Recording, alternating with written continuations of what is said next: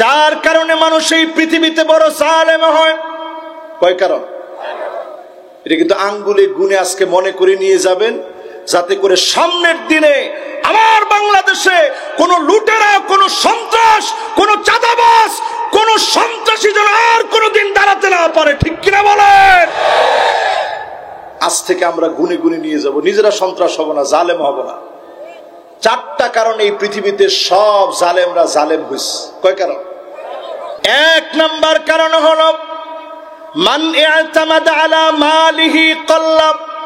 কেউ যখন মনে করে সব সম্পদ আমার, সম্পদ সব আমার, সম্পদের কারণে কারুনের মতো জালেম অনেকে হয়ে যায়। ইঁদুরের গর্ত পর্যন্ত কারণ যেমন পায় না, জালেমেরাও পায় না। ঠিক কিনা বলে? এটা কি মিলে না? মিলে না? আমাদের দেশে দেখছি জুলুম করতে করতে এই কথা বলতে পর্যন্ত দ্বিধাবোধ করে নাই, বলছে আমার যে লোকটা পিয়ন ছিল সেও 400 কোটি টাকার মালিক। কি হয়েছে? এরকম কথা কি বলছেন? আমি বানায় বলছি? সবাই আওয়াজ করে বলছেন, বলেন। বলছে না আমি বানায় বলছি? আপনি যদি মনে করেন এই টাকা সব আপনার, জনগণকে যখন আপনি লুটে পুটে খাবেন, এই রকম জালেমদেরকে কারণের মতো জমিন থেকে যিনি হারায় দেন তিনি কি? এখনো পর্যন্ত কারণের সম্পদ শুধু নিচের দিকে যাচ্ছে। আমি এই বছরও দেখে আসছি কারণের বিশাল সম্পদ। কত বড় সম্পদ! 55,000 একর জমি, বিরাট সম্পদের মালিক কারণ। শুধু তার যে সমস্ত বড় বড় গুপ্তধনগুলা ছিল, সেই গুপ্তধনের চাবি বহন করতে একদল যুবক যদি চাবিটা কাদের উপরে বসায় দেওয়া হতো, যুবকদের কষ্ট হয়ে যেত যে এত চাবি নিয়ে যাব কেমনে। এত বড় সম্পদের মালিক যে কারণ ছিল, মুহূর্তের ভিতরে আল্লাহ পাক তাকে গজব দিয়ে ধ্বংস করে দিয়েছেন। ঠিক কিনা বলে? এজন্য যারাই মনে করবে সব টাকা আমার, এদেরকে কারুনের মতো ধরে যিনি নিঃশেষ করে দেন তিনি কে? কয় কারণে জালেম তৈরি হয়? এক নাম্বার কারণটা কি? সব সম্পদ আমার। এজন্য কথা বলতে গেলেই দেখবেন তারা বলে সব রাজাকার, শুধু আমি একটা দেশ স্বাধীন করেছি, মুক্তিযোদ্ধার চেতনা শুধু আমার ভিতরে আছে। রাজাকার বলে বলে সারা দেশের সম্পদকে যারা লুটেরা হিসাবে লুট করে নিয়েছে, জাতি তাদেরকে চিনতে দেরি করে নাই। ঠিক কিনা? এটা এক নাম্বার পয়েন্ট। এবার আসেন 2 নাম্বার পয়েন্টে যাই। 2 নাম্বারে জালেম কখন জুলুম করতে করতে নিঃশেষ হয়ে যায়? ওয়ামান ইয়াতামাদা আলান নাসি মাল্লাব। জালেম যখন মনে করে চারপাশে আমার লোকের অভাব নাই, আমার দল আমাকে বাঁচাবে, পুলিশ বাঁচাবে, র্যাব বাঁচাবে, প্রশাসন বাঁচায় নেবে, জালেম বুঝে না ওই লোকদেরকে দিয়ে যিনি নিঃশেষ করে দিবেন তিনি কি? এখন আপনি যদি টর্চ লাইট দিয়েও খুঁজেন, খুঁজে পাওয়া যায় কাউকে? বড় বড় পোস্টারে যাদের ছবি ছিল, অমুক ভাইয়ের সালাম নেন, সালাম নেওয়ার জন্য এখন লোকজন দাঁড়ায় আছে, কিন্তু ওই লোককে আর খুঁজে পাওয়া যাচ্ছে না। ঠিক কিনা বলে? কয় নাম্বারে আছি আমি? সবার মনোযোগ আছে তো? কয় নাম্বার? এক নাম্বারটা কি? সব টাকা পয়সা আমার। এরকম আরো গুছাইতে থাকেন, যতদিন গুছাবেন, যে গুছাবে তাকে আল্লাহ তাআলা ধরবেন। ইন্না বাতশা রাব্বিকা লাশাদীদ। ওই ধরা সাধারণ ধরা হবে না, নাস্তানাবুদ করে জমিনে যিনি নিশ্চিহ্ন করে দিবেন তিনি কি? আশেপাশে সন্ত্রাসী সেট করা, এই কথাও তো আমরা শুনছিলাম। 10টা গুন্ডা না, 10টা হুন্ডা আর 20টা গুন্ডা, সবকিছু ঠান্ডা। আরে কথা কয় না? এই কথাও আমরা বাংলাদেশে শুনছি। 10টা হুন্ডা, 20টা গুন্ডা, সবকিছু। আপনারা যেইভাবে চেয়েছিলেন কোনোভাবেই হয় নাই। সব লোকদেরকে নমরুদ মনে করেছিল আমার। সামান্য একটা ল্যাংড়া মশা আল্লাহ পাক ঢুকায় দিলেন। চারপাশের লোকদের জুতা পেটা দিয়ে নমরুদকে যিনি নাস্তানাবুদ করে দিলেন তিনি কি? কয় নাম্বার গেছে? এবার কয় নাম্বার? মাশাআল্লাহ। একেবারে 100-র উপরে 100 আপনাদের মনোযোগ আছে, এবং সবাই মনোযোগ শুধু আছে না, সবাই মুখস্থ করতেছেন। এই মুখস্থ করাটা আমার কাছে বড় ভালো লাগে। এটা কিন্তু একটা পড়াশোনা, এটা কিন্তু একটা গ্রুপ স্টাডি, ঠিক না? মাহফিলকে আমরা বিগত 16টা বছরে অনেক সময় নাট্য মঞ্চ পর্যন্ত বানিয়ে ফেলেছিলাম, এখন আর কিন্তু সেই সুযোগ নেই।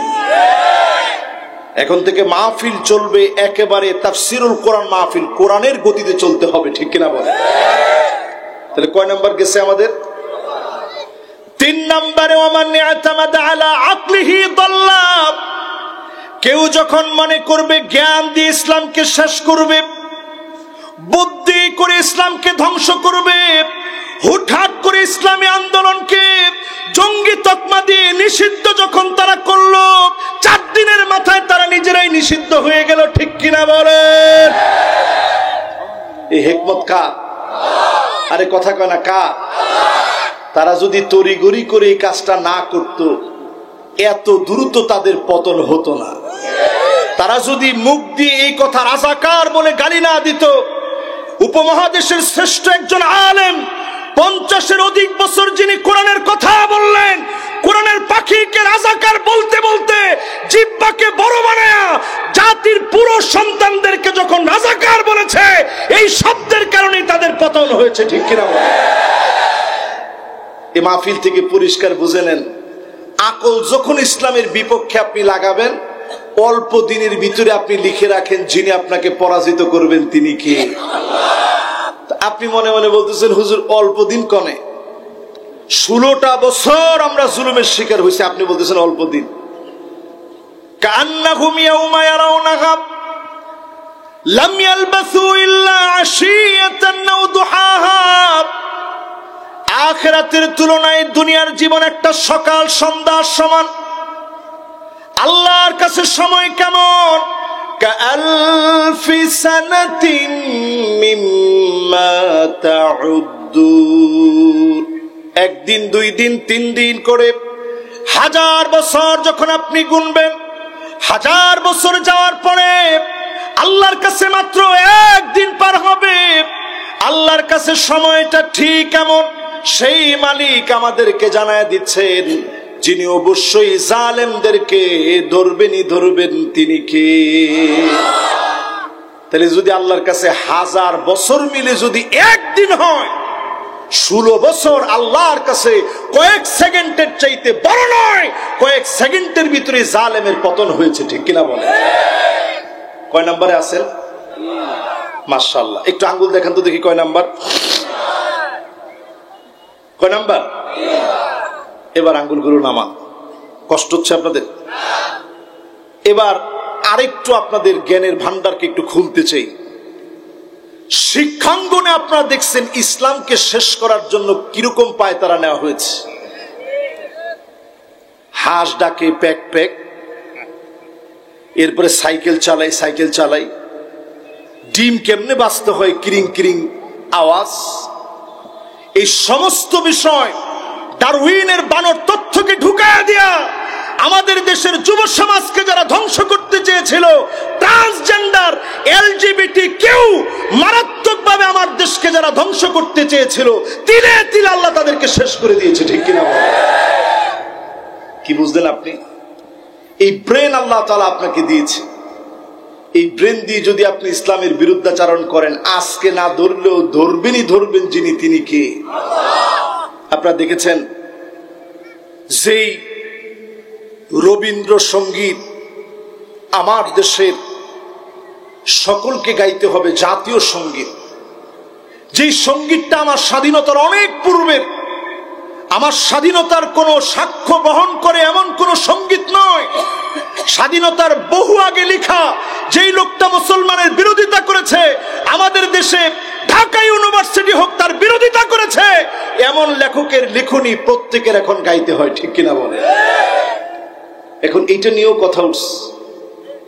স্বাধীনতার এই সময়ে অনেক কিছু আপনারা শুনবেন, চোখ কান খোলা রাখবেন, বিশ্বাস রাখবেন যারা ইসলামকে ধ্বংস করতে চেয়েছিল এই চেয়ারগুলো থেকে ইসলাম উজ্জীবিত হবে। জোরে কোন আল্লাহু আকবার।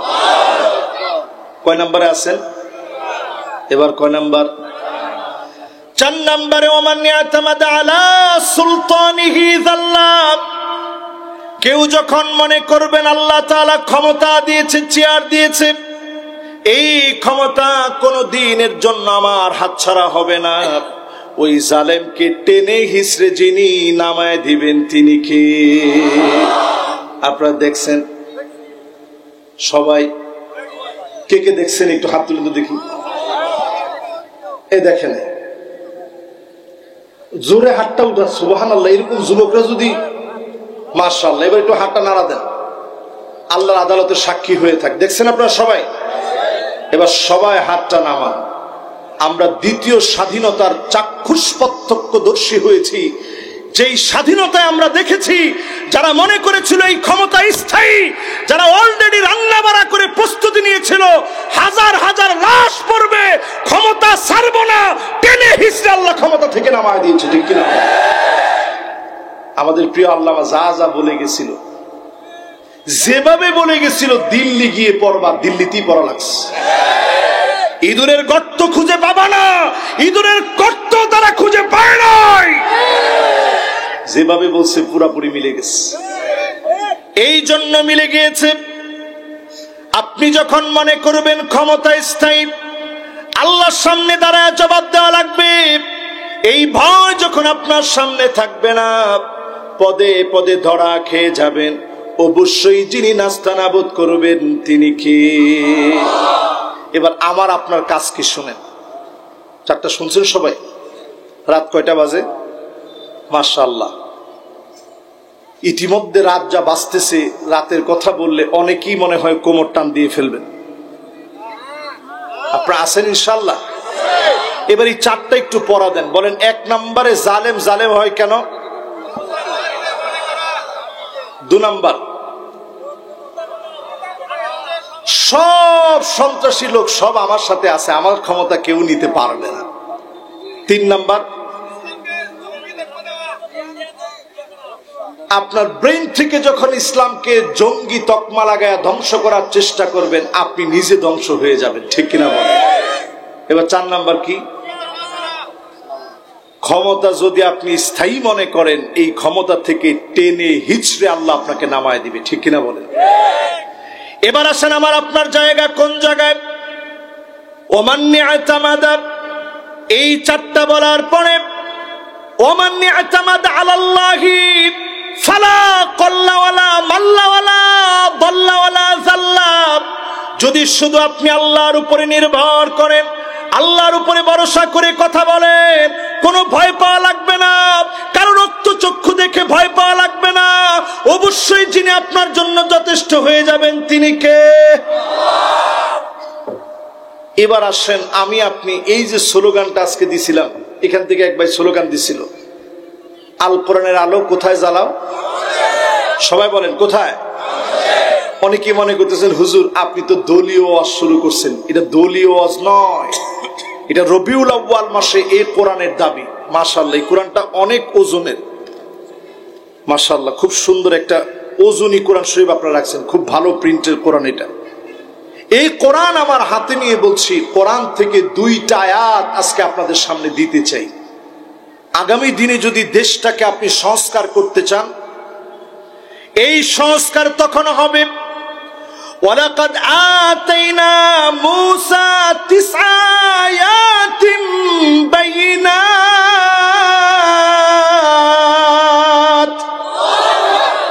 নবী মূসা আলাইহিস সালামকে আল্লাহ 9টা মুজিজা দিয়েছে। কয়টা মুজিজা? সবাই বলেন। নবী মূসা আলাইহিস সালামকে 9টা মুজিজা দিলেন। এর মধ্যে একটা মুজিজা ছিল লাঠি। আমি তুরস্কে গিয়ে একটা লাঠি দেখছি, তারা বলতেছে এটা নবী মূসা আলাইহিস সালামের সেই লাঠি। তোপকাপে মিউজিয়ামের ভিতরে এই লাঠিটা দেখছি, আমি দেখে অবাক দৃষ্টিতে তাকাইছিলাম, আর এই আয়াতটা মনে হইছে। 9টা মুজিজা নবী মূসা আলাইহিস সালামকে আল্লাহ দিলেন। অন্য সব নবীর চাইতে নবী মূসা আলাইহিস সালামকে আল্লাহ সবচেয়ে বেশি মুজিজা দিয়েছেন। কয়টা? সবাই বলেন। 9টা মুজিজা নবী মূসা আলাইহিস সালামকে দিয়েছেন। আল্লাহর সাথে কথা বলতেন সরাসরি। তিনি যখনই লাঠি দিয়ে আঘাত করতেন, সমুদ্রের ভিতরে রাস্তা হয়ে গেছে, লোহিত সাগরের ভিতরে। আমার নিজের চোখে আমি দেখছি, যেই রাস্তা দিয়ে নবী মুসা আলাইহিস সালাম বনী ইসরাইলদেরকে নিয়ে পার হয়ে গেছে, ফেরাউনকে আল্লাহ তাআলা ডুবায়া মারলেন, এতগুলো মুজিজা দিলেন। ওয়ামা তিলকা বিয়ামিনিকা ইয়া মুসা ক্বালা হিয়া আসাই।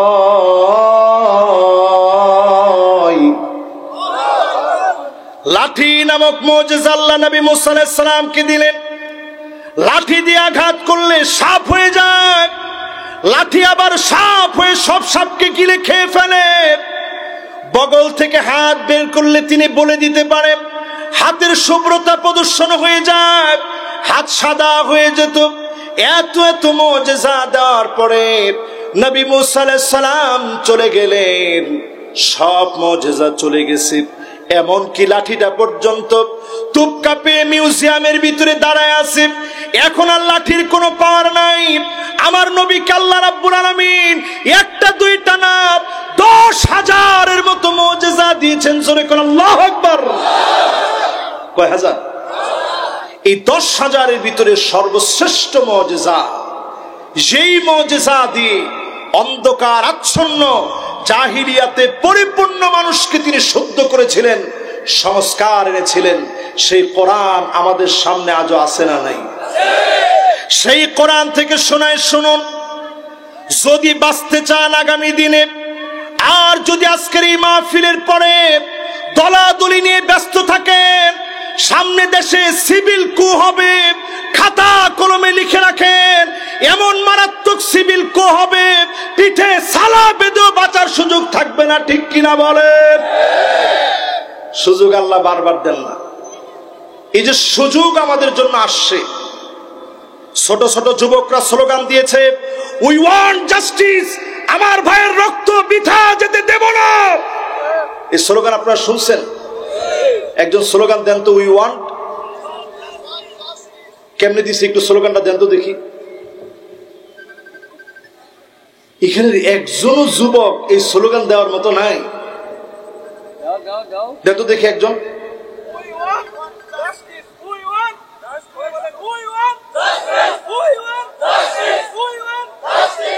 মাশাআল্লাহ, এই স্লোগানটা আমি বারবার বলাইলাম কেন? জুমাবারে দেখবেন খতিব সাহেব সুন্দর করে বলে, ইন্নাল্লাহা ইয়া'মুরু বিল আদলি ওয়াল ইহসান ওয়া ইতা'i যিল কুরবা ওয়া ইয়ানহা আনিল ফাহশাই ওয়াল মুনকারি ওয়াল বাগি ইয়া'ইযুকুম লা'আল্লাকুম তাযাক্কারুন ফাযকুরুনি আযকুরুকুম ওয়াশকুরু লি ওয়া লা তাকফুরুন। তখন আপনারা কি করেন? আরে কথা কয় না, কি করেন? সব আস্তে দাঁড়ায় যান। হুজুর খুতবার মধ্যে কি বলছে আপনারা দাঁড়ায় গেছেন, আপনারা বুঝছেন? ইন্নাল্লাহা ইয়া'মুরু বিল আদল, জাস্টিস আল্লাহ রাব্বুল আলামিন অর্ডার করলেন। দুনিয়ার কোন সমাজতন্ত্র, দুনিয়ার কোন পুঁজিবাদ, লেনিনের কোন মতবাদ এই জমিনের ভিতরে 1 মিনিটের জন্য মানুষকে আদালত দিতে পারে নাই। ঠিক কিনা বলেন? তাহলে আদালত দিবে কে? আরে কথা কয় না, কে? যেই ছোট্ট ছোট্ট যুবকদেরকে আমরা মনে করছিলাম এরা খালি মোবাইলে ফ্রি ফায়ার আর পাবজি খেলে, আমরা মনে করছিলাম যুব সমাজ শেষ হয়ে গেছে, জেনজি বা জেনারেশন জেড এরা ধ্বংস হয়ে গেছে, আমরা এরকম মনে করতেছিলাম। এই যুবকরা দেখায় দিছে শুধু তারা মোবাইলেই সময় দিতে জানে না, বুক পেতে গুলি খেয়ে জাতিকে স্বাধীন করতে পারে। ঠিক কিনা বলে? এই যুবকদের মুখের ভাষায় উই ওয়ান্ট জাস্টিস। আপনি যদি এই জমিনের ভিতরে জাস্টিস প্রতিষ্ঠা করতে চান, 8টা ফর্মুলা লাগবে। চিল্লায় বলেন কয়টা? আমি দেখতে পাচ্ছি 50%-এর 2 জন। কোথায় যাচ্ছেন মুরব্বী? মাশাআল্লাহ, মুরব্বী দেখাইছে যে হুজুর জরুরি হাজত সেরে আবার আসছে। মাহফিল থেকে কিন্তু একজনও উঠার কোনো সুযোগ নেই। 8টা ফর্মুলা আগামী দেশ সংস্কারের আগে প্রত্যেকে বাড়ি পর্যন্ত নিয়ে যাওয়া লাগবে। একজন ফোন দিচ্ছে অলরেডি যে 2 জন গেছে, তোমরা 3 জন চলে আসো। মাশাআল্লাহ, সবাই বলেন লিল্লাহে তাকবীর। আমাদের ফর্মুলা কয়টা? সবাই বলেন কয়টা? এক নাম্বার ফর্মুলা হচ্ছে ওয়ানিহকুম বাইনাহুম বিমা আনজালাল্লাহ। আল্লাহ বলেন নবী বিচার করা লাগবে কোরআন দিয়ে, অন্য কোনো কিছু দিয়ে বিচার করা যাবে না।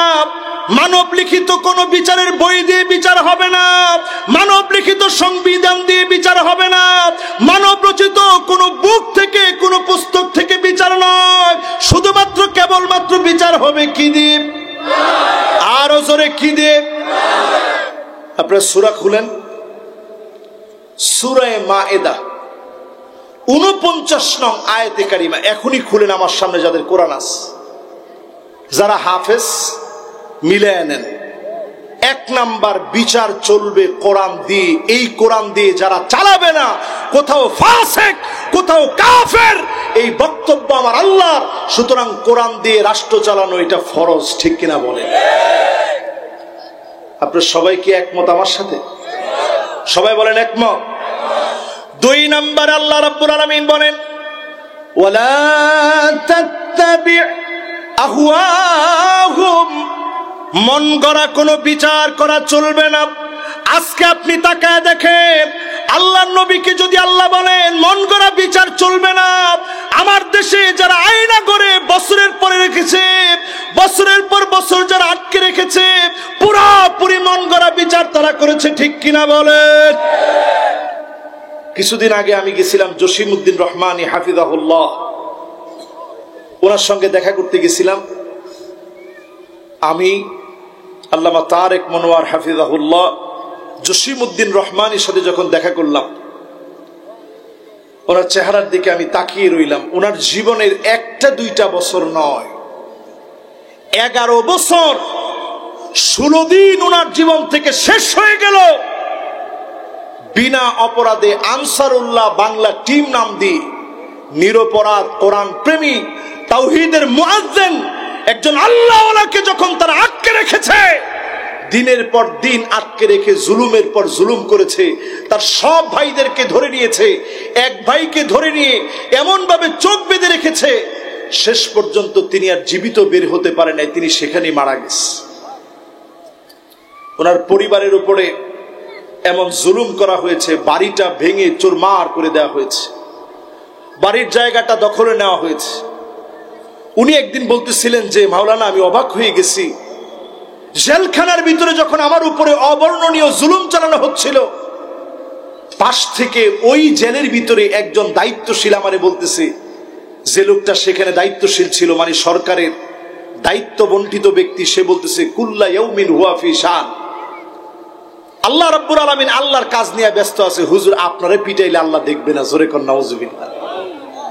আপনি চিন্তা করতে পারেন, জসিমউদ্দিন রহমানী তিনি বলছিলেন, আমি সেদিন নিশ্চিত হয়ে গেলাম আলেমদের ভিতরে এমন কিছু আলেম, শাররুন নাস মিন শিরারিল উলামা, নিকৃষ্ট টাকায় বিক্রি হওয়া কিছু আলেমকে আমার পিছনে লেলায় দেওয়া হয়েছিল, কোরআন থেকে বাজে কথা বলে বলে, কোরআন দিয়ে আমাকে অপব্যাখ্যা করার মধ্য দিয়ে আমাকে যেন কষ্ট দিতে পারে। আমি সঙ্গে সঙ্গে বললাম, ইন্না বাতশা রাব্বিকা লাশাদীদ, আল্লাহর ধরা বড় কঠিন হবে। যখন এই কথা বললাম, তারা বলছে এটা হইলেও এই 5 বছর পরে হবে, এই 5 বছরের ভিতরে হবে না। আপনারা কি নাউজুবিল্লাহ বলা ভুলে গেছেন? জসিমউদ্দিন রহমানী হাফিজাহুল্লাহর কথা আমি কোট করলাম।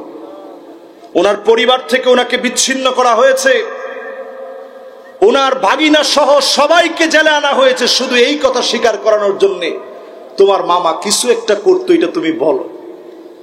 তিনি পরিষ্কার বললেন, জেলখানায় যাওয়ার পরে আর কোন দলাদলি মুসলমানের ভিতরে থাকে না, মুসলমানের ভিতরে একটাই দল হয়ে যায়, যেই দল আল্লাহর জমিনে আল্লাহর দ্বীন কায়েম করার দল। জোরে করে আল্লাহ। এই জন্য কোরআনুল কারীম আল্লাহ রাব্বুল আলামিন বলেন, ওয়ালা তাত্তাবি আহওয়াহুম, খবরদার মন গড়া কোনো বিচার চলবে না।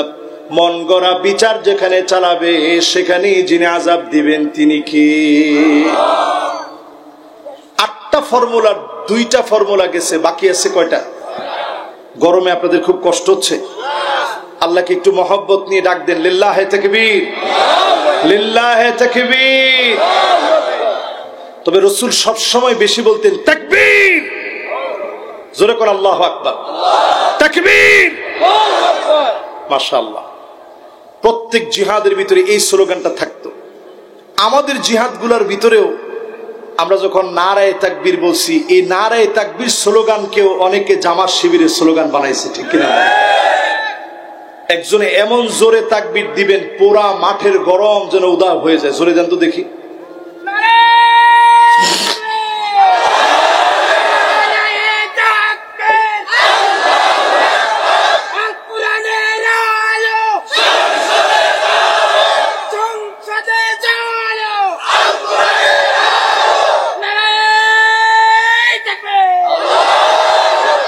মাশাআল্লাহ, গরম আর আছে? জোরে কোন আছে? মন গড়া বিচারের পরে আল্লাহ রাব্বুল আলামিন বলেন 3 নম্বরে শোনো, ওয়াহযারুহুম আন ইফতিনুকা আন বা'দি মা আনজালাল্লাহু ইলাইক। নবী সতর্ক থাকা লাগবে, কাফেররা যেন কিছু ঢুকায় দিতে না পারে।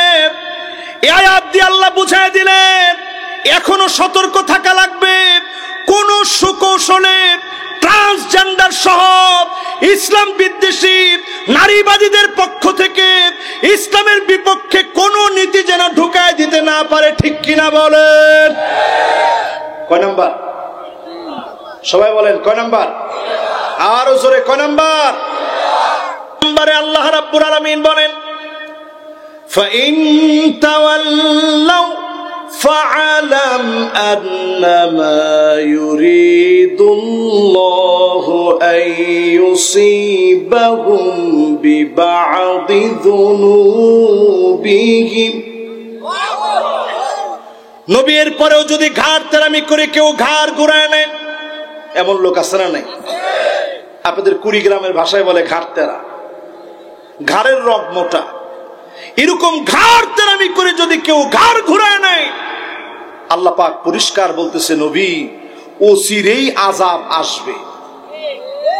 এই আযাব করোনা একটা আযাব হয়ে গেছে, পৃথিবীর জন্য আরো ভয়াবহ একটা আযাব জম্বি ভাইরাস নামে একটা আযাব অলরেডি আসতেছে। এই কয়েকদিন আগে আমি দক্ষিণ কোরিয়া ঘুরে আসছি, এই কিছুদিন আগে, মাত্র 4 দিন হয়েছে দক্ষিণ কোরিয়া থেকে আমি আসছি। দক্ষিণ কোরিয়া থেকে আমার কাছে যেটা মনে হয়েছে, আপনি যখন টয়লেটে যাবেন দেখবেন কোনো পানি নাই। আরে কি নাই? আমি যখন প্রথমে নামছি দেখি পানি নেই, চিন্তা করলাম আল্লাহ, পেশাবের ট্যাঙ্কি যদি ফেটেও যায়, এরপরে 2 নাম্বার যদি এখানে সারি পানি ছাড়া কেমনে হবে? খুব কষ্ট করে আমি যখন হোটেল রুম পর্যন্ত গেলাম, ওইখানে গিয়ে দেখি আবার পানি আসছে, কিন্তু পানি কিন্তু স্বাভাবিকভাবে আসবে না, কোনো ফ্লাশ দিয়ে আপনার আসবে না, অটোমেটিক্যালি সুইচ দেওয়া আছে, উপরে লেখা আছে আমেরিকান স্ট্যান্ডার্ড। এটা সাধারণ কোনো ব্যবস্থাপনা না, আমেরিকার মতো ব্যবস্থাপনা। পানি যদি আপনি কম দিতে চান কম আসবে, বেশি দিতে চাইলে বেশি আসবে। মেয়েদের জন্য মেয়েদের মতো ব্যবস্থা করা আছে। আমি সব চিন্তা করে দেখলাম যে হারে, এই দেশেও ইসলাম ঢুকেছিল 1000 বছর আগে। আরবের লোকরা গেছিল দিন বুঝানোর জন্য, গিয়ে তাদের খাদ্যাভ্যাস, ব্যাং, শিকা, গুইসাপ, এরপরে সাপ, বিচ্ছু, ইঁদুর, কুকুর, শিয়াল সহ সব তারা খেতে পারে। এই সব যখন দেখছে তারা খাওয়া শুরু করছে, আরবের যে সমস্ত লোকেরা গিয়েছিল দাওয়াত দিতে তারা টিকতে পারে নাই, তারা সেখান থেকে চলে আসছে। 1950 সনে যখন জাপানের সঙ্গে সংঘাত লেগেছে, সেই সময় তুরস্কের লোকেরা গিয়েছিল জাতিসংঘ থেকে। মুসলমানরা গিয়ে যখন তাদের সঙ্গে উঠা বসা করেছে, মুসলমানের পানি ব্যবহার থেকে শুরু করে আচার আখলাক দেখে দলে দলে মানুষ কালেমা পড়ে মুসলমান হয়ে গেছে। সেই সংখ্যাটা কমতে কমতে, চর্চা নাই দীর্ঘদিন ধরে, কমতে কমতে এখন 30-35 হাজার হয়ে গেছে। মাত্র 30-35 হাজার মুসলমান 100%-এর ভিতরে 1% মুসলমান নাই। সেখানে আমার দেশের কোরিয়া মুসলিম কমিউনিটি নামে আমার দেশের লোকেরা সেখানে গিয়ে কোটি কোটি টাকা ব্যয় করে বিশাল মসজিদ বানায়া শুধু মানুষকে দিনের দিকে দাওয়াত দিচ্ছে। জোরে কোন আল্লাহ। বলার উদ্দেশ্য হচ্ছে রেডিমেড দিন পাইছে। আরব দেশের লোকেরা যখন আমার দেশে আসছিল কিন্তু ব্যবসা করার জন্য না, দিন প্রচার করার জন্য। এসে দেখছে আমাদের খাদ্য ভালো, আতিথেয়তা ভালো। যেমন কুড়িগ্রামে আসলে আপনারা মেহমানদারি করেন কি দিয়ে? আলুর ঘাটি নাই, ওইটা রংপুরে আছে, এখানে নাই। আচ্ছা, আপনারা প্রথমে কি দিয়ে মেহমানদারি করেন? সুবহানাল্লাহ। এই জন্য আমি ডানে আর বামে শুধু পান সুপারির গ্রাম পাচ্ছি। ধরুন আপনারা পান সুপারি দিয়ে আপনারা মেহমানদারি করেন। এমন এক মেহমানদারির নাম বলছেন, মিশরে যখন পড়ি একদিন পান খাইছি খুব করে, বাংলাদেশ থেকে নিচে শখ করে পান খাইছি যে আজকে খুব শখ করে পান খেতে হবে। মজা করে যখন পান খেলাম, পান খাওয়ার পরে যখন বেসিনের মধ্যে গিয়ে পানের পিক গুলো ফেলছি, সোমালিয়ান এক ছেলে দেখে, নাম ছিল মোহাম্মদ, দেখে আমার জড়ায় ধরছে, সাদেক হাল আনতা সাহিহ, তুই কি সুস্থ আছস? আমি বলছি হ্যাঁ আমি তো সুস্থ আছি। তোর মুখ দিয়ে গড় গড় করে রক্ত বেরোইতেছে, তুই তুই সুস্থ আছস? তা আমি চিন্তা করলাম, আল্লাহ আমাদের দেশের কত আইটেমের খানা আছে, কিন্তু বৈচিত্র্য আছে না নাই? জোরে কোন আছে না নাই? আপনি আরব দেশ ঘুরে ঘুরে দেখেন, এক আইটেম খাইলে এক আইটেম, মাছ শুধু মাছ, গোস শুধু গোস, খাসির গোস্ত খেলে শুধু খাসির গোস্ত, মুরগি শুধু মুরগি। কিন্তু আমাদের একটা দেশ বাংলাদেশে মেহমান যখন আসে একজন কি মাছ খাওয়াবে, তাও এক পদের না কয়েক পদের। মুরগি খাওয়ালেও কয়েক আইটেমের মুরগি, এটা ব্রয়লার মুরগি, এটা দেশি, এটা পাকিস্তানি। গোস্ত খাওয়ালেও এটা গরুর গোস্ত, এটা খাসির গোস্ত, ঠিক কিনা বলে? এটা হাঁসের গোস্ত। এই যে আমাদের দেশের মেহমানদারি আরবের লোকরা পছন্দ করছে, তারা চিন্তা করছে অন্তত বাঁচার জন্য কিছু তো করতে হবে, এই তারা ব্যবসা শুরু করছে। তারা যখন কুমিল্লায় গিয়েছে, কুমিল্লার লোকদেরকে গিয়ে বলল, কুম লিল্লাহ, আল্লাহর জন্য দাঁড়ায় যাও। জোরে কেন আল্লাহু আকবার। কুম মানে দাঁড়ায় যাও, লিল্লাহ মানে আল্লাহর জন্য। কার জন্য দাঁড়ায় যাও? কুমিল্লার লোকেরা কাজ হয়েছে তো, এত সুন্দর কথা, কুম লিল্লাহ, আল্লাহর জন্য দাঁড়ায় যাও। ঠিক আছে, আমাদের এই জায়গাটার নামই হচ্ছে কুমিল্লা। জোরে কেন আল্লাহ। আপনারা যে নৌকা নিয়ে লাফান, এই নৌকা কাদের মুখ থেকে আসছে আপনি জানেন? যেই নৌকা নিয়ে আপনারা লাফান, লগি বৈঠা দিয়ে মানুষকে আঘাত করেন। আরবের দায়ীরা যখন দাওয়াত দিতে আসছে, আইসা দেখে কক্সবাজারে চতুর্দিকে পানি টইটুম্বুর, থই থই থই থই করতেছে সমুদ্রের পানি। আরবের লোকেরা চিন্তা করছে, এটার মধ্যে দাওয়াতি কাজ করবো কেমনে, সব তো পানি আর পানি। আরবে না কাতুন মানে উট, না কতন মানে উটনি। আলেম ওলামা কারা কারা আছেন দেখি, একটু হাত তুলেন দেখি। এই তো মাশাআল্লাহ, যারা আলেম। না কতন মানে কি? সবাই বলেন না কতন মানে কি? উটনি। না কতন মানে উটনি। এবার হাত নামান। তো তারা আদর করে বলছে, হাদিহি নাকাহ। আরবে ছিলাম আমরা, উটের উপরে দিয়ে দিয়ে দাওয়াত দিয়েছি, আর এখন এইটাই আমাদের উটনি, মানে যেটা এখন সাফিনা সমুদ্রের মধ্যে চলতেছে, এইটাই আজকে থেকে আমাদের উটনি। ওই যে ওই সময় বলছে হাদিহি নাকাহ, ওইখান থেকে আমরা বানাই নিছি নৌকা। এই নৌকা নিয়ে জীবনভর লাফাইলেন। একটাবার বুঝেন না, এদেশের পরতে পরতে মুসলমানদের রক্ত গাথা আছে, ঠিক কিনা বলে? প্রিয় ভাইয়েরা আমার, আল্লাহ রাব্বুল আলামিন এই দেশের মানুষকে নরম সরম বানাইছে। আফগানিস্তানের মানুষের মেজাজ বড় গরম। ওই গরম মেজাজের মানুষ যেভাবে ক্ষমতা চালাচ্ছে, আপনি তাকায় দেখবেন, আগামী দিনে যদি দায়িত্ব পালন করেন, কসম আল্লাহর, নরম মানুষদেরকে দিয়ে আল্লাহ পাক দুনিয়া চালাবে, ঠিক কিনা বলেন? রাজি আছেন ইনশাআল্লাহ? আরে সবাই রাজি? জোরে কোন সবাই রাজি? আজকে থেকে আমাদের কাজ হচ্ছে একটু কোরআনের দিকে আসা। যদি আমি এখন প্রশ্ন করি, কয়জন কোরআন পড়তে পারেন? হাত কম উঠবে না বেশি উঠবে? এখন আপনি যদি কোরআন পড়তেই জানেন না, আপনি রাষ্ট্রটা চালাবেন কেমন? আপনি কোরআন পড়তেই জানেন না, আপনি রাষ্ট্র কিভাবে চালাবেন? আমাদের নতুন বিসিদের দিকে তাকায় দেখেন, প্রত্যেকটা বিসি এখন এমন হচ্ছে যারা দাঁড়ায় ইমামতি করতে পারে, ঠিক কিনা বলেন? এই জন্য আল্লাহ রাব্বুল আলামিন বলেন ফাইন তাওয়াল্লাউ, যদি ঘাড় ঘুরায় নাও, মুখ ফিরায় নাও, ঘাটতারামি করো, আযাব আসবে। আগামীর দিনে যদি বাঁচতে চান, যদি আল্লাহর জমিনে দিন কায়েমের সিদ্ধান্ত নেন, এই দিনকে যদি বিজয়ী করার শপথ নেন, আফগানিস্তানের পরে নরম মানুষদেরকে দিয়ে দিনকে যিনি বিজয়ী বানায় দিবেন তিনি কে? যেই পতাকা বাহিরা ইমাম মাহদী আলাইহিস সালামের সাথে মিলবে, আমি আজ তাকায় থেকে বলতেছি, আমার কাছে পরিষ্কার মনে হচ্ছে ইমাম মাহদী আলাইহিস সালামের হাতকে যারা শক্তিশালী করবে, আমার দেশের লোকেরা তো তারাই যারা দ্বীনের জন্য জীবন দেওয়ার জন্য প্রস্তুত আছে, ঠিক কিনা বলেন? এই 4 নাম্বারের পরে এবার কয় নাম্বার?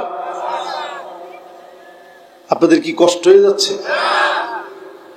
মাশাআল্লাহ, আমি লক্ষ্য করছিলাম 2 জন তালিবুল ইলম গেছিল, 2 জন আবার চলে আসছে। লিল্লাহে তাকবীর। আপনার পিছন পর্যন্ত তাকায় দেখেন, সবাই মনোযোগ নিয়ে শুনতেছে। আল্লাহ যেন এই মনোযোগটা শেষ পর্যন্ত বলবৎ রাখেন, পরে না আমিন। তাহলে এবার আসেন, কয় নাম্বার গেছে? 4 নাম্বারের পরে 5 নাম্বারে আল্লাহ রাব্বুল আলামিন বলেন ওয়া ইন্না কাসীরাম মিনান নাসি লাফাসিকুন।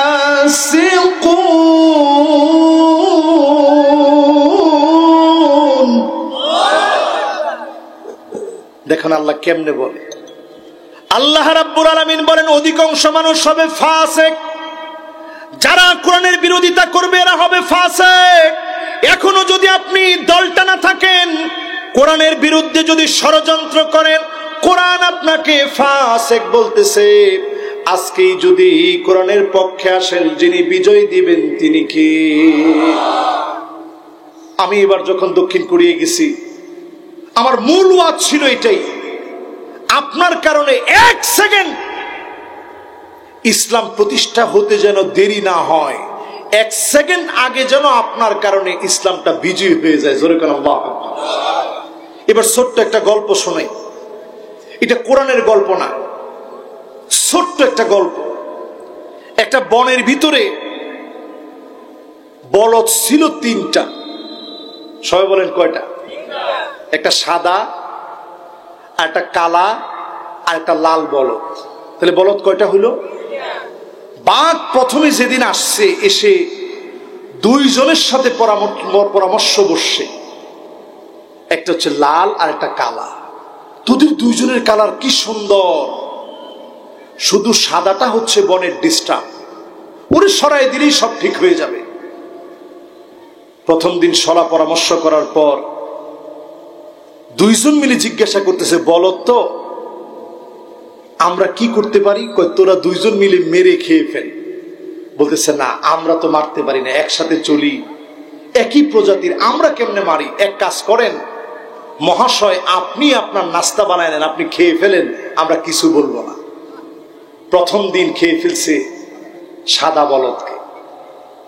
পরের দিন বাঘ আর কাউকে জিজ্ঞাসা করতে আসে নাই, ডাইরেক্ট গিয়ে কালোটাকে অ্যাটাক করছে। আরে তোর কোনো কালার হইল? তুই তো কালা বলদ।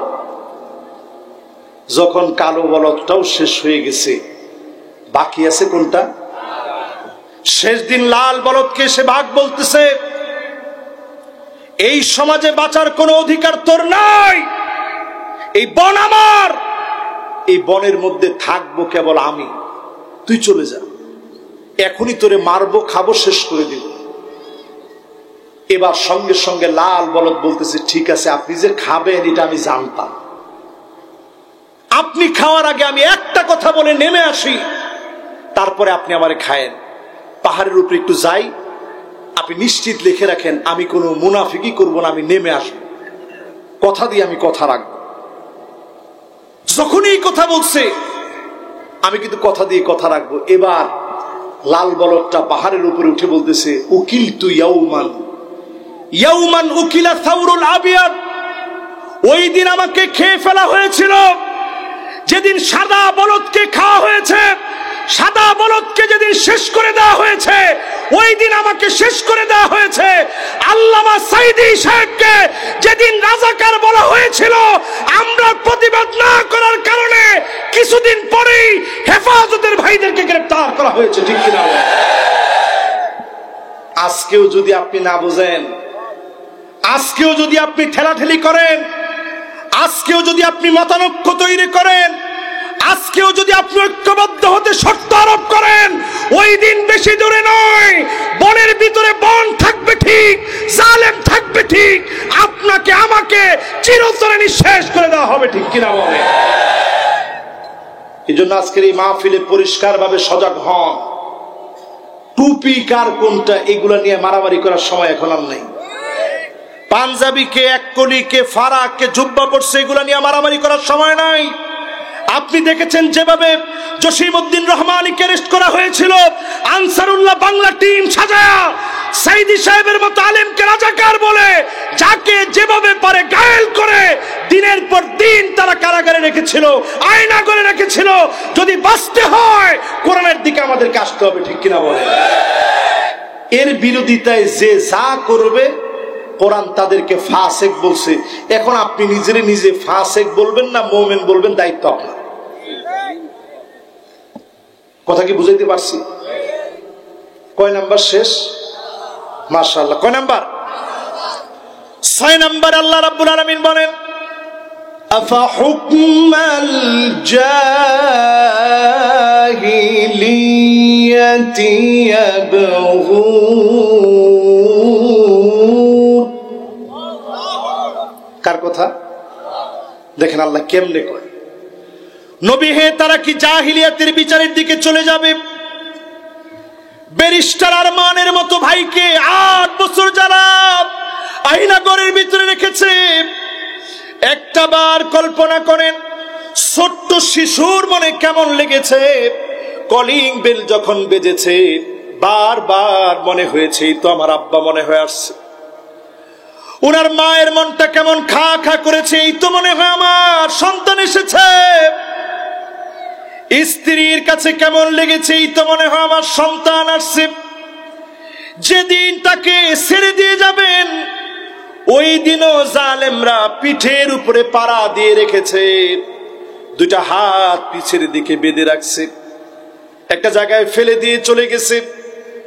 উনি মনে করতেছিলেন এই তো মনে হয় আমার উপরে গুলি চলবে।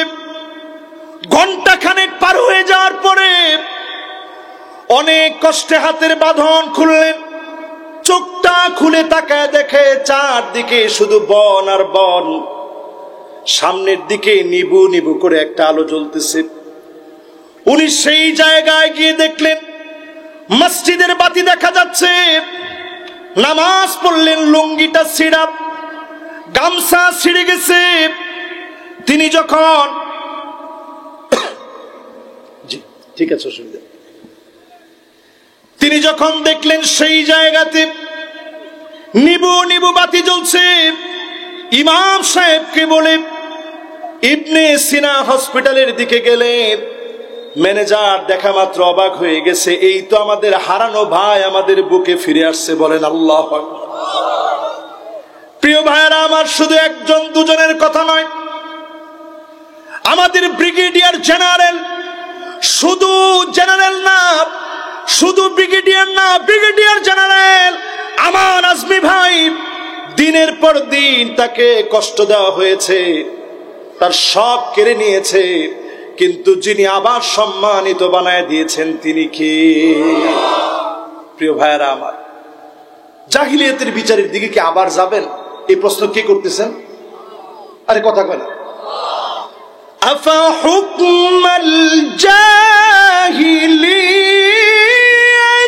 ইয়াবগুন।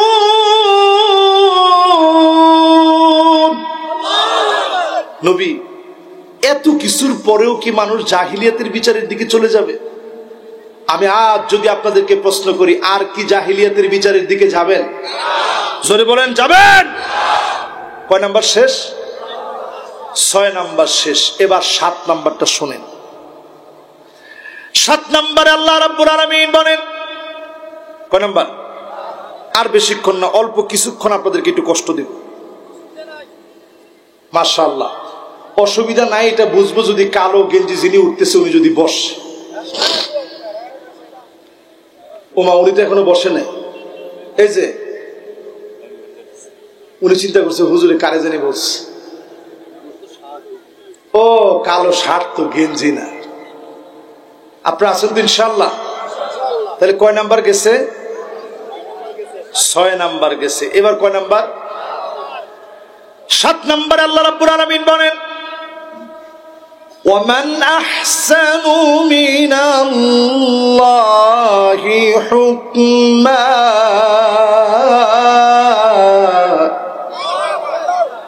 আল্লাহ বলেন আমার হুকুমের চাইতে উত্তম কোন হুকুম হতে পারে না, আল্লাহর কোরআনের চাইতে সুন্দর কোন হুকুম হতে পারে না। এই কোরআনের একটা আয়াতের ভিতরে কোনো সন্দেহ কেউ বের করতে পারে নাই। বিজ্ঞান অনেক দিন গবেষণা চালিয়েছে কোন একটা ভুল পাই কিনা, খুঁজতে খুঁজতে খুঁজতে খুঁজতে খুঁজতে খুঁজতে একটা জায়গায় এসে বিজ্ঞান নক করছে, ইয়া আইয়ুহান নামল উদখুলু ইলা মাসাকিনিকুম লা ইয়াহতিমান্নাকুম সুলাইমান ওয়া জুনুদুহু। এই আয়াতটা নিয়ে বিজ্ঞান গবেষণা শুরু করছে। কিরে, পিঁপড়ার তো কান নাই, তাহলে পিঁপড়া বললো কেমনে আর শুনলো কেমনে? কোরআনের এই আয়াতটা একটু ভুল ধরার চেষ্টা করি। গবেষণা করতে করতে বিজ্ঞান গিয়ে দেখে পিঁপড়ার কান নাই ঠিক, হাঁটু থেকে নিয়ে পা মাঝখানে আল্লাহ একটা সেন্সিং ভাইব্রেশন দিয়ে দিয়েছে। শুধু শুনেই না, ভূমিকম্প যখন হবে মানুষ টের পাওয়ার আগে পিঁপড়াটা টের পেয়ে যায়। জোরে কোন আল্লাহু আকবার। এজন্য জাপানের প্রযুক্তি বিজ্ঞানীরা, জাপানের বিজ্ঞানীরা, সায়েন্টিস্টরা মিলে বাসা বাড়িতে কখন ভূমিকম্প হবে বোঝার জন্য বাসার সামনে পিঁপড়ার বাড়ি বানায় রাখে। পিঁপড়ার ডিবি দিয়ে বাড়ি বানায়া ওইটার দিকে সিসি ক্যামেরা ফিট করে রাখে। এই সিসি ক্যামেরায় তারা শাফাহুল্লাহু ইয়াশফি, আল্লাহ যেন ওনাকে সুস্থতার নেয়ামত দান করেন, পড়েন আমিন। ইনশাআল্লাহ আমাদের সম্মানিত মেহমান লম্বা সময় শুনলেন, আর অল্প কিছুক্ষণ সবাইকে নিয়ে ইনশাআল্লাহ আমরা একটা মোনাজাত দিয়ে বাড়ি যাব ইনশাআল্লাহ। পড়েন আর কিছুক্ষণ। লিল্লাহি তাকবীর। আল্লাহ যে ভাইগুলা বলছে অসুবিধা নাই, আল্লাহ তুমি তোমার জান্নাত দিয়ে মেহমান বানায় আল্লাহ আমাদের হৃদয়ের সব আশা পুরা করে দিও, পড়েন আমিন। কয় নম্বরে জানি আসি? 7 নম্বর বলতে গিয়ে বলছিলাম কোরআনের একটা অংশকে কেউ মিথ্যা প্রমাণ করতে পারে নাই। বিজ্ঞানীরা অবাক হয়ে গেছে, আজীব ব্যাপার, কান্নাই তাতে কি সেন্সিং ভাইব্রেশন দিয়ে একটা পিঁপড়া শুনতে পায়। জন্য জাপান প্রযুক্তিতে এত আগানো, তারপরেও ভূমিকম্প কখনো হবে, রেক্টার স্কেলে কত দূর যেতে পারে এটা বোঝার জন্য বাসার সামনে পিঁপড়ার ডিবি বানায় রাখে। যখন দেখে একটা ঘর থেকে হুর হুর করে সব পিঁপড়া চলে যাচ্ছে, বুঝে নেয় একটু পরেই ভূমিকম্প হবে। চিল্লায় এখন আল্লাহু আকবার। প্রিয় ভাইয়েরা আমার, এই কোরআনের দিকে যদি আমরা আসি, কোরআনের বিচার ব্যবস্থা যদি থাকে, তাকায় দেখেন সেই বিচার ব্যবস্থা কেমন।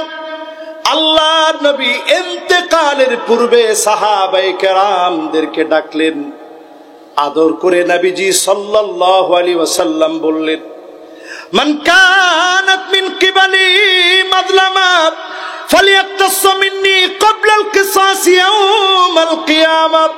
আমি যদি কারো উপরে জুলুম করে থাকি, আমার উপরে প্রতিশোধ নিয়ে নাও। আল্লাহর আদালতে মালিক যেন আমাকে ছেড়ে দেন, আমার কাছ থেকে প্রতিশোধ নিয়ে নাও। হযরতে ওমর ছুরি দিয়ে আঘাত করেছে, পেটটা ছিদ্র হয়ে গেছে, খাবার খাওয়াতে নিলে বের হয়ে যায়।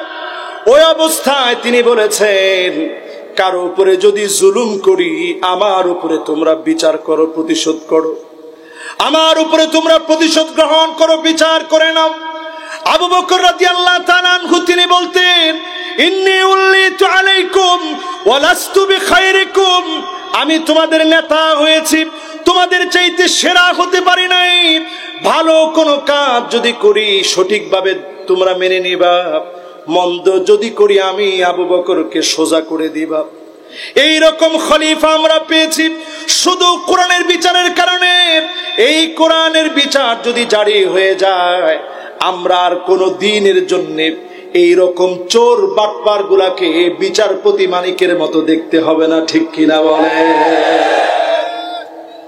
একটা কচু পাতার ভিতরে, কলা পাতার ভিতরে শুয়ে আছে, তখন তারে জিজ্ঞাসা, বিচারপতি কিন্তু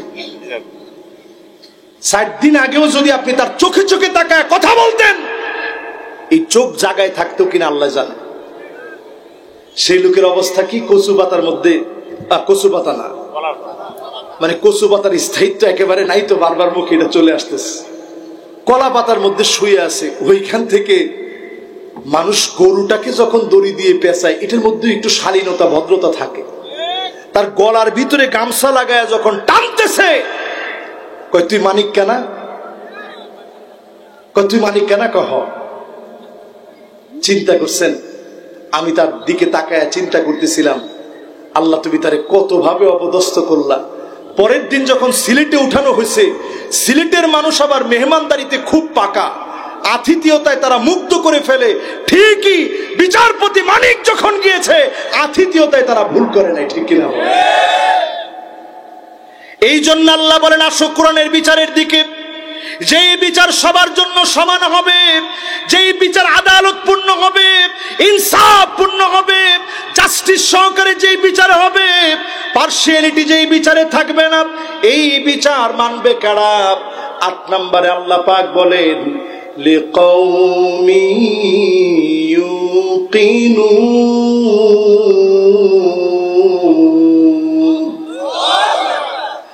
প্রবল বিশ্বাসী যারা হবে তারা কিন্তু এই বিচার মানবে। সবাই বিচার মানবে না। আজকে আপনি তাকায় দেখবেন, অনেকে শুধু বাজার কমিটির পদের জন্য মারামারি করতেছে, ঠিক কিনা বলেন? সবাই তো ঠিক বললেন না? বাজারের কমিটির, মাছের কমিটি, সাদাবাজির কমিটি, নানা কমিটির জন্য যদি আপনি উঠে পড়ে লেগে থাকেন, লিল্লাহে তাকবীর, লিল্লাহে তাকবীর, আল কোরআনের আলো, নারায়ে তাকবীর। কয়টা বিষয়? 3টা অপশন রাসূল সাল্লাল্লাহু আলাইহি সাল্লামকে আল্লাহ দিবেন। দেখেন নবী কোনটা নেই। 1 নাম্বার অপশন দিলেন, কুল হুয়াল কাদিরু আলা আন ইয়াবআসা আলাইকুম আযাবাম মিন ফাওকিকুম। নবী, আযাব আসবে পায়ের নিচ থেকে, আযাব আসবে উপর থেকে। 1 নাম্বার অপশন দিলেন, উপর থেকে আযাব আসবে, এমন ভাবে ঠাডা পড়বে, এমন ভাবে বৃষ্টি হবে, আকাশ থেকে এমন গজব আসবে, আপনার উম্মত শেষ হয়ে যাবে। এই অপশন যখন নবীজিকে দিয়েছে, সাথে সাথে নবীজি সাল্লাল্লাহু আলাইহি সাল্লাম আমাদের মায়ায় বললেন, আউযু বিওয়াজহিক, আল্লাহ আপনার কাছে পানাহ চাই, আকাশ থেকে আযাব দিয়ে আমার উম্মতরে আল্লাহ আপনি শেষ করে দিন না। কয়টা অপশন দিছে? সবাই বলেন কয়টা? 3টা অপশনের প্রথম অপশন, আযাব আসবে কোত্থেকে? আকাশ থেকে। কত রকমের আযাব আসতে পারে এটা তো আপনারা এখন দেখতেছেন। শিল পড়তে পারে, শিলাবৃষ্টি হতে পারে, প্রচন্ড রকমের উল্কি পড়তে পারে, নানা রকমের আযাব আকাশ থেকে আসতে পারে। আল্লাহ এরকম আযাব দিন। 2 নাম্বার অপশন দিলেন, আউ মিন তাহতি আরজুলিকুম, পায়ের নিচ থেকে আযাব আসবে, ভূমি ধস হয়ে যাবে, হঠাৎ করে মাটি চাপা দিয়ে শেষ করে দেওয়া হবে। আল্লাহ নবী আল্লাহর কাছে পানাহ চাইলেন, আয় আল্লাহ তাআলা আপনার কাছে পানাহ চাই, আমার আদরের উম্মত গুলাকে আল্লাহ এইভাবে শেষ করে দিয়েন না, নিচ থেকে আযাব দিয়ে ধ্বংস করে দিয়েন না, হঠাৎ করে আমার উম্মতদেরকে ভূমি ধস দিয়ে শেষ করে দিয়েন না। বেশি দূরে যাওয়া লাগবে না, পঞ্চগড়ে ভূমি ধস হয়েছে। আপনারা জানেন, পত্রপত্রিকা যারা দেখছেন আপনারা হয়তো দেখছেন, ভূমি ধসে হঠাৎ করে কয়েকটা বাড়িঘর সব মাটির নিচে পতিত হয়ে গেছে। পৃথিবীর বিভিন্ন জায়গায় এরকম ভূমিধস শুরু হয়ে গেছে।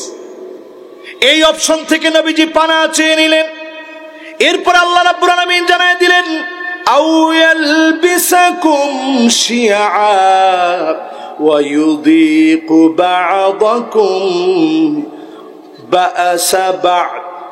নবী হে, এমন সময় আসবে দলে দলে আপনার উম্মত বিভক্ত হয়ে পড়বে, একজন আরেকজনকে মারবে, কাটবে। আল্লাহর নবী উপরের দুইটা না মানলেও সহিহ বুখারীর হাদিস, 3 নাম্বারটা যেহেতু আমাদের উপরে কোনো মার নাই, 3 নাম্বারটা নবীজি মেনে নিছে যে আল্লাহ যদি দেন তাহলে 3 নাম্বারটা দিন। এই জন্য আমাদের ভিতরে মতানৈক্য খুব সাধারণ, মতানৈক্য খুব স্বাভাবিক, কিন্তু মতানৈক্য যেন বিরোধিতায় পরিণত না হয়। একজন নামাজি, একজন দিনদার জমিনে আল্লাহর দিন কায়েম করার মতো কোন শক্তিকে আপনি যেন কাফের ফতোয়া দিয়ে হটায় না দেন, ঠিক কিনা বলেন? আমি কি কথা বুঝাইতে পারতেছি আপনাদেরকে? এবার একটা ছোট্ট গল্প বলি সরাসরি হাদিস থেকে, এরপরে ইনশাআল্লাহ এর মধ্যে একটা লোক যেভাবে সুন্দর বসেছিলেন সবাই এভাবে বসে থাকি, আর সর্বোচ্চ 15 মিনিট আপনাদেরকে কষ্ট দিবে, শেষ সময়টা শুনতে হবে। মুরব্বী, মাশাআল্লাহ, একজন মুরব্বী চিন্তা করছে যে এখন তাড়াতাড়ি যাইতে হবে, নাহলে তো আর যাওয়ার সুযোগ পাবো না। মাশাআল্লাহ, মুরব্বী বসে গেছে। লিল্লাহে তাকবীর, লিল্লাহে তাকবীর, মাশাআল্লাহ, সুন্দর। এবার আপনারা শোনেন, যতজন আজকের এই মাহফিলে বসছেন অনেকেই খুঁজতেছেন এই আন্দোলনের মাস্টার মাইন্ড কে। আঙ্গুলটা আল্লাহর দিকে দেখায় বলেন, এই আঙ্গুলের মাস্টার মাইন্ড কে? সবাই বলেন কে? চিল্লায় বলেন কে? আমাদের কারো কোনো কার্যকলাপে এই বিজয় আসে নাই, কারো কোনো কার্যকলাপে এই বিজয় হয় নাই। এই বিজয়ের মাস্টার মাইন্ড তিনি কে? আমরা দেখেছি ঢাকা বিশ্ববিদ্যালয়ের ছাত্র সংগঠনের সভাপতি সাদেক কায়েম, সে যখন তার পরিচয় দিয়েছে সুশীল সমাজে ফাটা ধরে গেছে, ভাটা ধরে গেছে, ফাটল ধরে গেছে। হায় হায়, তাইলে এতদিন পরে যা বলছিল তাই তো সত্য, এটা মনে করার কোনো সুযোগ নেই। একজন সাহাবীর গল্প থেকে আপনাদেরকে বুঝাই দিই, আর কোনো সংশয় থাকবে না। সব সময় পরিচয় দিতে হয় না, আবার কোন সময় পরিচয় দেওয়াই লাগে, ঠিক কিনা বলে? আবু সুফিয়ান রাদিয়াল্লাহু তাআলা আনহু ইসলাম গ্রহণ করছে আগে না পরে? কথা কয় না, আগে না পরে? কত পরে? একবারে শেষে ইসলাম গ্রহণ করছে। শেষে সে ইসলাম গ্রহণ করার পর আগের সবকিছু মাফ, ওনার নামের শেষে রাদিয়াল্লাহু তাআলা আনহু যোগ হয়ে গেছে। জোরে করে আল্লাহু আকবার। সেই আবু সুফিয়ান রাদিয়াল্লাহু তাআলা আনহু ইসলাম গ্রহণ করেছে যার হাতে আকাবার রাতে নবীজির সেই সময়ে যেই সিদ্ধান্ত নিয়েছিলেন হিজরতের পূর্বে, একজন তিনি জানতেন যিনি ইসলামের কথা এখনো প্রচার করেন নাই, গোপনে গোপনে মুসলমান হয়েছে, সব জানতেন। আল্লাহর নবী তাকে মক্কায় রেখে আসলেন, তিনি হিজরত করে আসেন নাই। বদরের দিনে নবীজির কাছে লিখলেন, এখন কি করব? আল্লাহর নবী বলছে, আপনি মুশরিকদের সাথে আসবেন। কাদের সাথে? কিন্তু আয়েশা, আপনি নিজেরে আড়াল করে রাখবেন একটা খুঁটির পিছনে, মুসলমানদের বিপক্ষে একটা অবস্থান আপনার থাকবে না। ঠিকই তিনি আসলেন, খুঁটির পিছনে নিজেকে আড়াল করে ফেললেন। ইয়াউমুল ফুরকানের দিনে, নিশ্চিত বিজয়ের দিনে, আল্লাহ পাক যেদিন বিজয় দিলেন, চূড়ান্ত বিজয়ে, ইয়াউমুল ফুরকান, বদরের প্রান্তের বিজয়ে, সাহাবায়ে কেরাম যখন বিজয়ী হয়ে গেলেন, যিনি গোপনে গোপনে মুসলমান হয়েছেন ওনাকে আটক করে ফেলা হয়েছে। ওনার ইসলাম গ্রহণের কথা তো কেউ জানে না, রাসূল জানেন। আটক করে ফেলা হয়েছে। এবার বলছে, আপনাকেও মুক্তিপণ দিয়ে তারপরে আপনার যেতে হবে। তো রাসূলের কানে কানে বলছে, রাসূল আমি না মুসলমান হয়েছি? কইছে না, এটা এখনই প্রকাশ করা যাবে না, আপনি মুক্তিপণ দিয়ে চলে যান। মুক্তিপণ দিয়ে তিনি মক্কায় চলে গেলেন। মুক্তিপণ দিয়ে যখন মক্কায় চলে গেলেন, মক্কার ভিতরে রাসূলের বিরুদ্ধে কি কি ষড়যন্ত্র সব তিনি পৌঁছায় দিতেন। মক্কার কাফেররা কেউ জানে না তিনি গোপনে গোপনে বহু আগেই কালেমা পড়ে মুসলমান হয়ে গেছে। এভাবে যখন চলতেছে দিনের পর দিন, এরই মধ্যে ঠিক মক্কা বিজয়ের সময় সবার সম্মুখে প্রকাশিত হয়েছে আব্বাস বিন আব্দুল মুত্তালিব, নবীজির এই চাচা আব্বাস বিন আব্দুল মুত্তালিব বহু আগেই কালেমা পড়েছে, এতদিন পর্যন্ত কালেমাকে গোপন রাখছে ইসলামের স্বার্থে। জোরে করে আল্লাহু আকবার। আজকে দেখবেন আমাদের অনেক ছাত্ররা যারা ইসলামকে মহব্বত করে, ইসলামকে ভালোবাসে, তারা এতদিন পরিচয় গোপন রেখেছিল, এখন সংস্কারের সময় পরিচয় ফাঁস করে দিবে। এটাই ইসলামের বিজয়ের একটা নমুনা, ঠিক কিনা বলে? আমি কি কথা বুঝাইতে পারছি আপনাদের? এবার আসেন আমার ভাইরা, রবিউল আউয়াল মাসে চলে যাওয়ার সময় একটা অঙ্গীকার করে নে আজকের এই মাহফিল থেকে, জীবনে যতদিন বাঁচবো পাঁচটা আমল করে দুনিয়া থেকে বিদায় নেব। অবশ্যই নবীজির সঙ্গে জান্নাতে যিনি মেহমান বানায় দিবেন তিনি কে? এই ছোট্ট 5টা আমল আমরা করতে করতে ইনশাআল্লাহ জীবনের শেষ অবধি করতে চাই। যতজন মাহফিলে বসছি, যাওয়ার সময় সবাই আমরা মাহফিলের জন্য দোয়া কবুল হয়, কিছু কিছু মাহফিলে দিয়ে যাব। রাজি আছেন ইনশাআল্লাহ? এটা একটা জিহাদ, রক্ত আপনার কাছে চাইনি, কিছু কিছু আজকে দিয়ে যাব। এবার 5টা আঙ্গুল, একেবারে আঙ্গুলে গনে গনে 5টা আমল মুখস্থ করে নিব। 1 নাম্বার আমল হচ্ছে রবিউল আউয়াল মাসে, খেয়াল করে শুনিন, আকসারুহুম আলাইয়া সালাত, অধিক পরিমাণে আল্লাহর নবীর নামে দরুদ শরীফ পড়বেন। নবীজির নামে যারা অধিক পরিমাণে দরুদ পড়বে, আল্লাহর নবীর সঙ্গে জান্নাতে একসঙ্গে যিনি মেহমান বানায় দিবেন তিনি কে? আমল নাম্বার 1 কি? সবাই বলেন, জোর হলো না, আর জোরে। কি পড়বেন? সাল্লাল্লাহু আলাইহি ওয়াসাল্লাম, সাল্লাল্লাহু আলাইহি ওয়াসাল্লাম। পড়েন সবাই, সাল্লাল্লাহু আলাইহি ওয়াসাল্লাম, সাল্লাল্লাহু আলাইহি ওয়াসাল্লাম। ঘুম ধরতেছে না, পেরেশানি মাথা বড়া, সন্তান কথা শুনে না, মেয়েটার বিয়ে হচ্ছে না, সকল রকমের পেরেশানি পেয়ে বসছে, চতুর্দিক জালেমদেরকে দিয়ে জালেমরা আটকে রেখেছে। আপনি দরুদ শরীফ পড়তে থাকেন, হতে পারে ওই রজনীতেই নবীজিকে স্বপ্ন যোগে আপনি দেখে ফেলবেন। জোরে করে আল্লাহ। 2 নাম্বার আমল, প্রিয় ভাইরা আমার, আল্লাহর নবীর 11 বছরের এক সাহাবী নাম রবিআ। সবাই বলেন কি নাম? কি নাম? রবিআ নামক একজন সাহাবী। দেখছেন, টাকার কথা বলার পরই অনেকের মন ছোটাছুটি শুরু হয়ে গেছে যে হুজুর সব দিতে পারি, ডাকাত ধরলো আমরা টাকা দেন। আপনি টাকার কথা বলছেন এত তাড়াতাড়ি, এখন যে উঠে চলে যান আমি বুঝবো যে টাকা চাওয়ার কারণে উঠে চলে যাচ্ছে। মাশাআল্লাহ, টাকা দিছে তো আলহামদুলিল্লাহ। তাহলে 1 নাম্বার আমলটা কি? দরুদ শরীফ। সবাই বলি 1 নাম্বার কি? 2 নাম্বার আমল, সাহাবীর নাম রবিআ, মাত্র 11 বছর বয়স, আল্লাহর নবীর বড় আদরের সাহাবী। 11 বছরের বয়সের সাহাবী 3 কিলো 4 কিলোমিটার দূর থেকে পানি এনে দেয়। আর এখন দক্ষিণ কোরিয়া আধুনিকতার 2024 চলে, এখনো তারা টয়লেট করার পরে পরিষ্কার করতে হয় পানি দিয়ে, এটা বুঝে না। ওই যুগে 4 কিলোমিটার দূর থেকে পানি আনতে হয়। সেই সময়ে মানুষ শুধু পানি দিয়ে পরিষ্কার করে না, টিস্যু দিয়েও পরিষ্কার করে, কুলুপ ব্যবহার করে। সেই যুগে, সেই সময়ে নবীজি সাল্লাল্লাহু আলাইহি সাল্লামের আদরের সাহাবী দূর থেকে যখন ফজরের সময় পানি নিয়ে আসছে, আল্লাহর নবীকে যখন পানি দিয়েছে, সাহাবীর ঘর নাই, বাড়ি নাই, মা নাই, বাপ নাই, মসজিদে নববীর ভিতরে আহলে সুফফার অধিবাসীরা যেই জায়গাতে ঘুমায়, সাহাবী সেই জায়গাতে ঘুমায়। আল্লাহর নবীর বড় মায়া লেগে গেছে, আদর করে বললেন, রবিআ কিছু একটা আমার কাছে চাও, চাইতে দেরি হবে, আমি নবীর যদি সাধ্য থাকে দিতে দেরি হবে না। জোরে করে আল্লাহু আকবার। সাহাবী বলতেছে, নবী কিছুই চাই না,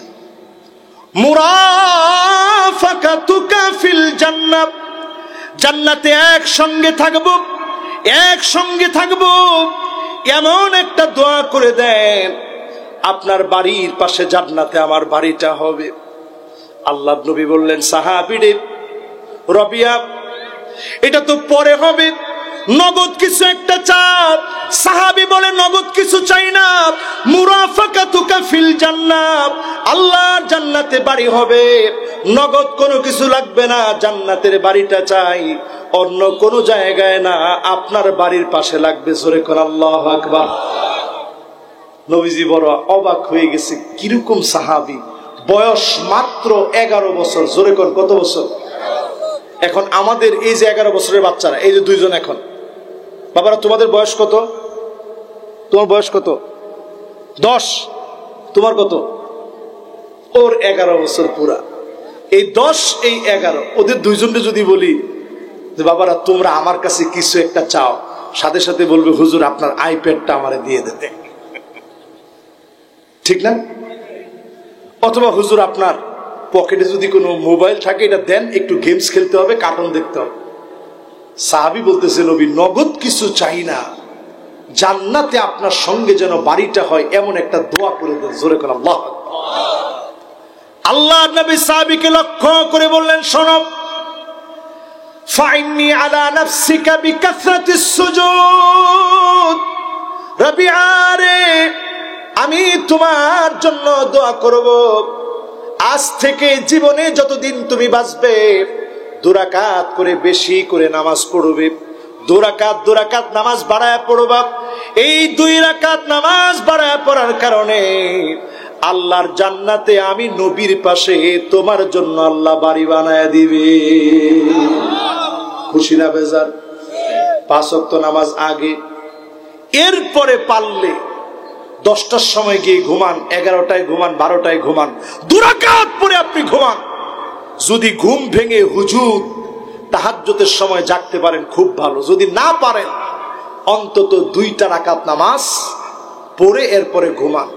হতে পারে এই আমলের জন্য নবীর সঙ্গে জান্নাতে আল্লাহ বাড়ি বানায় দিবেন। জোরে করে সুবহানাল্লাহ। এবার 3 নম্বরে আমার প্রিয় ভাইয়ের আমল কি? 3 নম্বর আমল হচ্ছে, আপনার মেয়ে হয়েছে 1টা, মেয়ে হয়েছে 2টা, মেয়ে হয়েছে 3টা, মানুষের মতো মানুষ বানাবেন। আল্লাহর হাবিব 2টা আঙ্গুল দেখায় বলেছেন, আনা ওয়া হুয়া, মাঝখানে কোনো ফাঁকা রাখেন নাই, সাব্বাবা আর উস্তাব, এই 2 আঙ্গুল দেখায় বলেছেন, যদি আপনার 1টা মেয়ে হয়, 2টা মেয়ে হয়, 3টা মেয়ে হয়, মানুষের মতো মানুষ যদি আপনি বানাতে পারেন, নবীর সঙ্গে যিনি জান্নাতে বাড়ি বানায় দিবেন তিনি কি? কয় নাম্বার গেছে? জোরে কোন কত? এবার 4 নাম্বার আমলটা শুনেন। 4 নাম্বার আমল, যতজন আল্লাহর গোলাম বসলেন, এতিমদের মাথায় হাত বুলায় দিবেন, এতিমদেরকে ধমক দিবেন না। আল্লাহর নবী সবচাইতে এতিম ছিলেন, একটা গাছ পর্যন্ত নবীজিকে চিনে ফেলেছে। জর্ডানে আমি নিজের চোখে ওই গাছটা দেখেছি, আল্লাহর নবীর দিকে ওই গাছটা ঝুঁকেছিল, পাদ্রী দেখে অবাক হয়ে গেছে, গাছ কেমন করে একটা যুবকের দিকে ঝুঁকে থাকে, গাছ কেমন করে একটা যুবকের দিকে ঝুঁকে থাকে। এই যুবক সাধারণ কোন যুবক না, সবাইকে ডেকে আনলেন, আনতাহদুরু কুল্লুকুম সগীরুকুম ওয়া কাবীরুকুম আবদুকুম ওয়া হুররুকুম, সবাই মিলে আজকে আমার কাছে খানা খাবে। উদ্দেশ্য হলো আল্লাহর নবীকে একটু দেখবে কেমন করে নবী খানা পিনা করে। জোরে কোন আল্লাহু আকবার। এবার যখন খানা শুরু হয়েছে, সবাই খাচ্ছে, নবীজিও খাচ্ছে। নবীর খানা দেখে বাহিরা বুঝে ফেলছে এটা সাধারণ কেউ না। আসআলুকা বিহাক্কিল লাতি ওয়াল উজ্জা, আমি কয়েকটা প্রশ্ন তোমাকে করব লাত আর উজ্জার কসম দিয়ে। নবীজি বলছে এইগুলার কসম দিলে আমি উত্তর দেই না, আমি শুধু আল্লাহর নামে কসম করলে উত্তর দিই। জোরে করে আল্লাহু আকবার। অবাক হয়ে গেছে, কি আজীব যুবক। বলছে মান আবুহু, কে তার পিতা?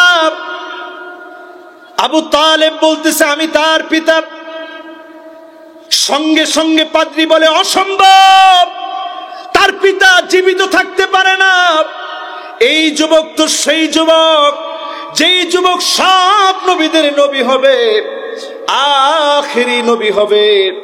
আল্লাহর নবীর কাঁধের দিকে তাকালেন, তাকায় দেখে কাযিরিল হাজালা বাইনা কাতিফাই, দুইটা কাদের মাঝখানে কবুতরের ডিমের মতো খতমে নবুয়তের সিলমোহর মারা।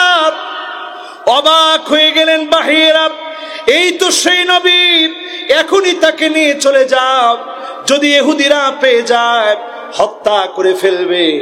চাচা নিজের ব্যবসা বুঝে নাই, আল্লাহর নবীকে নিয়ে তৎক্ষণাৎ চলে আসলেন, এতিমের অভিভাবকত্ব গ্রহণ করলেন। আল্লাহর নবী এতিম ছিলেন। আলাম ইয়াজিদকা ইয়াতীমান ফাআওয়া, আপনি যদি এতিমের অভিভাবকত্ব গ্রহণ করেন, নবীর সঙ্গে যিনি জান্নাতি বানায় দিবেন তিনি কে?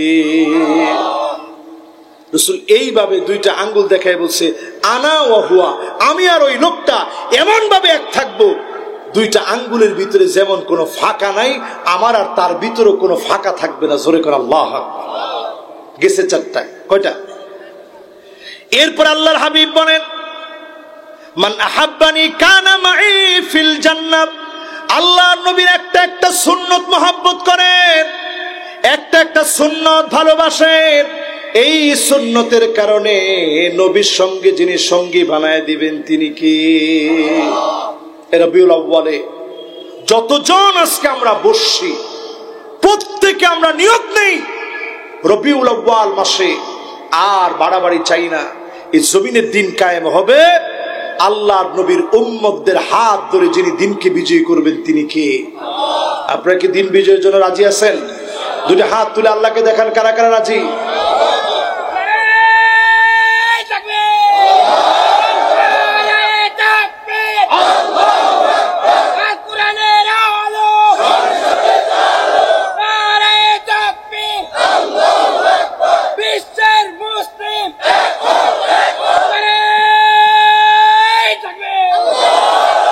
মাশাআল্লাহ, এইরকম একটা তাকবীর কি গুলি দিয়ে আটকানো যায়? আরে কথা কয় না, আটকানো যায়? এই জন্য সাহাবায়ে কেরামের তাকবীর বিজয়ী তাকবীর হয়েছে। আজকের এই সোনাহাট হাই স্কুল মাঠের তাকবীর বিজয়ী তাকবীর হবে ইনশাআল্লাহ। পরে এই মাহফিলে যতগুলা কথা বলেছি শুরু থেকে নিয়ে এই পর্যন্ত, প্রত্যেক কথার শেষ সারাংশ হচ্ছে সূরা মায়েদার 49 এবং 50 নং আয়াত। এটা আপনাদের বাড়ির কাজ, বাড়িতে গিয়ে এটা পড়বেন বিস্তারিত। আপনার বুক খুলে যাবে, মন খুলে যাবে। শুধুমাত্র যদি আপনি দল করেন ক্ষমতা পাওয়ার জন্য, শুধুমাত্র যদি সমাজতন্ত্রের পিছনে ঘুরেন ক্ষমতা পাওয়ার জন্য, কসম আল্লাহর, লা ইউকাল্লিফুহুমুল্লাহ ওয়া লা ইউযাক্কিহিম ওয়া লা ইয়ানজুরু ইলাইহিম, আল্লাহ তাদের দিকে তাকাবেন না, কথা বলবেন না, দয়া দেখাবেন না। ওই লোকগুলার দিকে যারা শুধুমাত্র পদের লোভে দল করে, ঠিক কিনা বলেন? রাসূল নিজে হাদিসের মধ্যে বললেন, যদি পদ দেওয়া হয় খুব খুশি, ওয়া ইল্লা লাম ইয়াফিলাহু, যদি পদ দেওয়া না হয় খুব বেজার হয়ে যায়, হায়রে আমারে পদ দেয় নাই। এরকম পদলোভী যারা আজকে থেকে তাওবা করেন, পদলোভীদের দিকে কিয়ামতের দিন আল্লাহ তাকাবে না, ঠিক কিনা বলেন? আল্লাহ রাব্বুল আলামিনের কাছে এই মাহফিলে যতগুলো কথা বললাম, আল্লাহ রাব্বুল আলামিন কথাগুলোর উপরে আমাকে আপনাদের সকলকে আমল করার তৌফিক দান করুন, পড়ি আমিন। আলোর পথে 24, 24 ঘন্টা শুধু ইসলাম প্রচার।